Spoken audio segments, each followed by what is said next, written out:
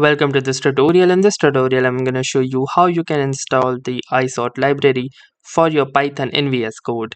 So if you don't know about the iSort library, then it is a library that helps you with the readability of your Python code.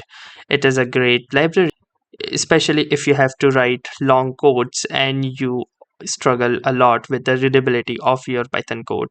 So let's begin by installing the library. So the first thing you need to do is open your VS Code and head on to the terminal of your Visual Studio's code. Then in the terminal you need to type in the following command, which is pip install iSort. So that means we will be using the pip or the pip module to install this particular library. Once you have typed in, simply hit the enter button and wait for the initialization process to begin. And here you can see that the packages are being downloaded, and once the packages get downloaded, they will be installed into the system.